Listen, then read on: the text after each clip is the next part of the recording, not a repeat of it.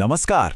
कभी सोचा है कि ऐसा क्यों होता है कि जिंदगी में सब कुछ ठीक चल रहा है, कोई बड़ी परेशानी भी नहीं है, लेकिन फिर भी अंदर से एक अजीब सा खालीपन महसूस होता है। ये एक ऐसी फीलिंग है जो बहुत कंफ्यूजिंग होती है। कई लोग इसे महसूस तो करते हैं पर समझ नहीं पाते। तो चलिए आज इसी अनकहे अनजाने से खालीपन को समझने की कोशिश करते हैं। ये जो लाइन है ना, सब कुछ ठीक है फिर भी अंदर कुछ खाली खाली सा लगता है, ये बहुत से लोगों को अपनी सी लगती होगी।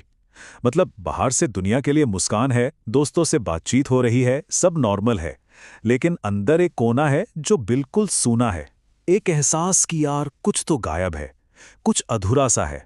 ये वही खामोश सी आवाज है जो बार बार कहती है कि कुछ तो गड़बड़ है। तो सवाल यही है कि आखिर ऐसा होता क्यों है? ये जो एहसास है ये आता कहाँ से है? जब बाहर सब ठीक है, कोई बड़ी वजह नजर नहीं आ रही, तो फिर इस खालीपन का सोर्स क्या है? चलिए आज इसी की गहराई में उतरते हैं। तो सबसे पहले ये समझना ज़रूरी है कि ये जो खालीपन है जिसकी हम बात कर रहे हैं, ये असल में है क्या। क्योंकि अक्सर लोग इसे दूसरी फीलिंग्स के साथ कंफ्यूज कर देते हैं, लेकिन असल में ये उन सबसे बहुत अलग है। देखिए, ये खालीपन, ये अकेलापन नहीं है। क्यों? क्योंकि अकेलापन तो तब होता है जब कोई आसपास ना हो। ये एहसास तो दोस्तों और परिवार के बीच रहकर भी हो सकता है। और ना ही ये उदासी है। उदासी में दुख होता है, एक वजह होती है। लेकिन ये जो खालीपन है ये तो भावनाओं का ना होना है, एक तरह का इमोशनल शून्य, जहां ना खुशी महसूस होती है ना दुख, बस एक सूनापन। तो अगर ये अकेलापन नहीं है, उदासी भी नहीं है, तो फिर इसकी असली वजह क्या है? कहाँ से आ रही है ये फीलिंग? चलिए अब इस एहसास की आधुनिक जड़ों को समझने की कोशिश करते हैं। इस एहसास के पीछे ना आज के दौर की 3 बड़ी वजहें हैं। पहली है जिंदगी में किसी मतलब या कहिए मकसद की कमी। दूसरी है इमोशनल डिस्कनेक्ट, यानी खुद से और दूसरों से भावनात्मक दूरी।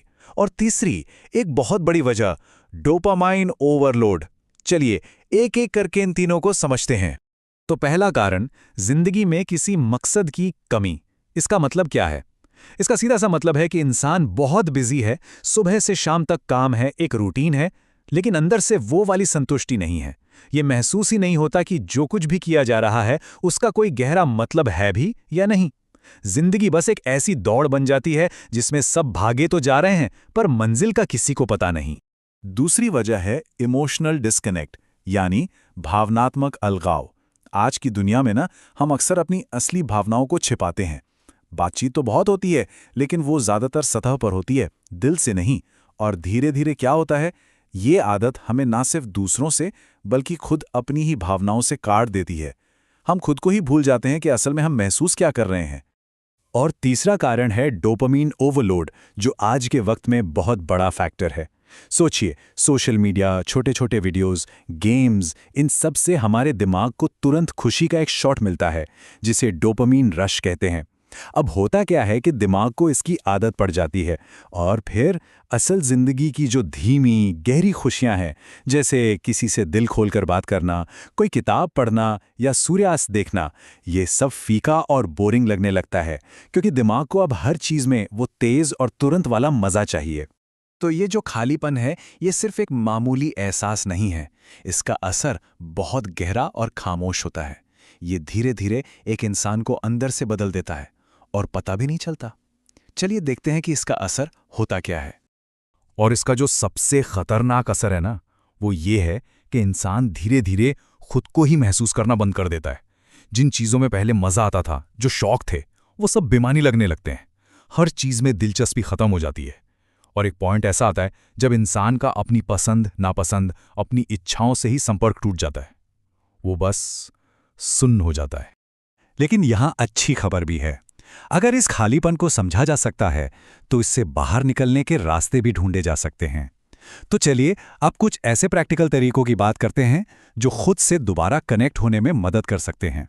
इसके लिए 3 बहुत ही आसान लेकिन असरदार रास्ते हैं।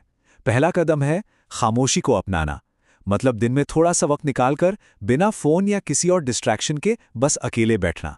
दूसरा कदम है एक असली कनेक्शन की तलाश। किसी एक ऐसे इंसान को ढूंढना जिसके साथ ऊपर ऊपर की नहीं बल्कि दिल की सच्ची बात हो सके। और तीसरा कदम है एक मकसद बनाना। कुछ भी हो सकता है, चाहे कितना भी छोटा क्यों ना हो, कोई ऐसा काम करना जिससे लगे कि हाँ, इसका कोई मतलब है। तो आखिर में चलिए इस खालीपन को देखने का एक नया नजरिया अपनाते हैं। क्या हो अगर हम इसे एक प्रॉब्लम की तरह देखना ही बंद कर दें? क्या हो अगर ये कुछ और हो? सबसे ज़रूरी बात यह है कि ये खालीपन कोई दुश्मन नहीं है जिससे लड़ा जाए। ये असल में एक संकेत है, एक सिग्नल। ये हमारे अंदर से आ रही एक आवाज़ है जो ये कह रही है कि ज़िंदगी में कुछ बदलने की ज़रूरत है, कि अब रुककर खुद से दोबारा जुड़ने का वक्त आ गया है। तो शायद कोई खोया हुआ नहीं है, बात बस इतनी सी है कि इस भाग दौड़ भरी जिंदगी में इंसान ने खुद को महसूस करना ही बंद कर दिया है। और ये जो खालीपन है, ये शायद उसी खोए हुए कनेक्शन को वापस पाने का एक बुलावा है, एक मौका।